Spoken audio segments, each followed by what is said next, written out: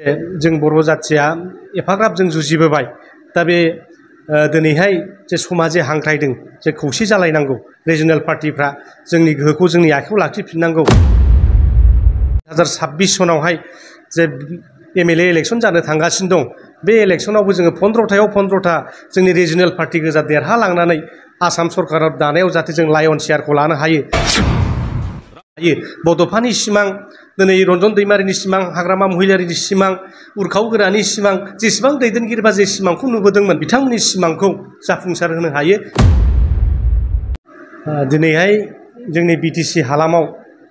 जे राजनितिक जे थासारि जाबाय थादों जे मोननैबो रिजनेल पार्टि इउपिपिएल आरो बिपिएफ बे मोननैबो हान्जाखौ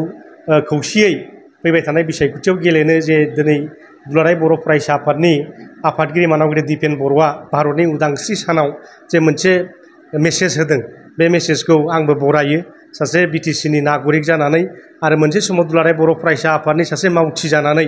आंबो खौसे जानायखौ लुबैयो मानोना जोंबो नुबोदों सोमावसारनायखौ आरो जोंबो सोमावसारनायाव बाहागो लानो मोनबोदों दा बेनिखायनो जोङो जे जों बर' जाथिया एफाग्राब जों जुजिबोबाय दा बे दिनैहाय जे समाजे हांख्रायदों जे खौसे जालायनांगौ रिजनेल पार्टिफ्रा जोंनि गोहोखौ जोंनि आखायाव लाखिफिननांगौ दा दिनै बिथांनि जे मेसेज बे मेसेजखौ जाहाथे जोंनि लिडारफ्रा पजिटिभ लानानै आवगायलाङो फैबाय थानाय बिसायख'थिखौ जयै गेलेनानै जों एबसुलिउट मेजरिटि रिजनेल पार्टियानो लानानै जाहाथे जोङो सरकार दानो हायो लोगोसे 2026 सनावहाय जे एमएलए इलेक्शन जानो थांगासिनो दं बे इलेक्शनावबो जोङो 15थायाव 15था जोंनि रिजनेल पार्टि गोजा देरहालांनानै आसाम सरकाराव दानायाव जाहाथे जों लायन शेयारखौ लानो हायो जाहाथे गोबांथार साबानि बारा जाहाथे जोङो बेवहाय केबिनेट मन्थ्रि लानानै जाहाथे जोङो जोंनि बिटिसिखौ जाहाथे जौगाहोनो हायो जोंनि सेंग्रा सिख्लाफोरनो खामानि होनो हायो साख्रि बाख्रि होनो हायो इन्डास्ट्रि गायसननानै बा गोबां सेल्फ एमप्लयमेन्ट माखासे प्रग्राम लानानै जाहाथे जोंनि इयुथ्सफोरनो जाहाथे खामानि होनो हायो आरो बिटिआर सुक्तिनि गेजेरजों जायफोर माने लाब जाथावथाव दफाफोर दङ जोंनि थाखाय दिनै एनडिएफबिनि समस्या जेलनिफ्राय बख'नांगौनि माखासे खामानि मावनांगौ दं जाहाथे बेफोरखौ मावफुंजोबनानै जाहाथे जोङो मोनसे गोग्गो समाज दानायनि थाखाय खामानि मावनो हायो जाहाथे गुन गोनां सोलोंथाइ दानायनि थाखाय जों खामानि मावनो हायो सेन्ट्रेल गभर्नमेन्टआ बिटिआर सुक्तियाव जेफोरनाखि दफाफोर दिनैहाय एनआइटि बानायनायनि बाथ्रा नेरिम बानायनाय बाथ्रा स्पर्ट्स इउनिभार्सिटि बानायनायनि बाथ्रा ट्राइबेल इउनिभार्सिटि बानायनायनि बाथ्रा दिनै इउएन ब्रह्म सेन्ट्रेल इउनिभार्सिटि बानायनायनि बाथ्रा जाहाथे बिथांमोना जाहाथे इमिडियेट जाहाथे गायसनफैनांगौ जायो बेखौ जोङो खौसेयैनो खौसे गारांजोंनो आवाज होनानै जाहाथे जों बेखौ मोनफुंनो हायो बेनि थाखाय आं खावलायगोन बिपिएफनि लिडार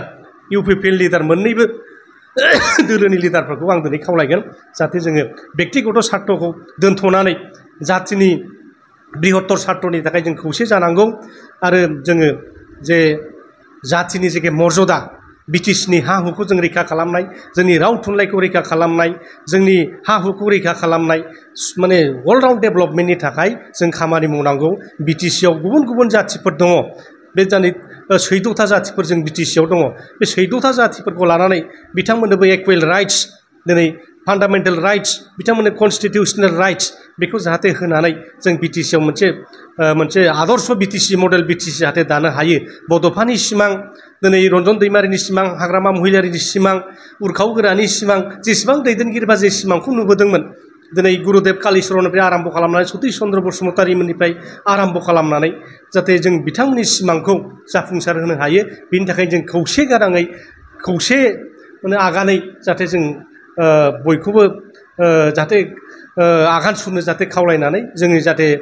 जाथिनि मर्यादाखौ जों लाखिफिननो हायो बेनि थाखाय आं मोनफ्रोमबो दोलोनि नेताफोरखौ खावलायहरगोन लोगोसे जायफोर नेशनेल पार्टियाव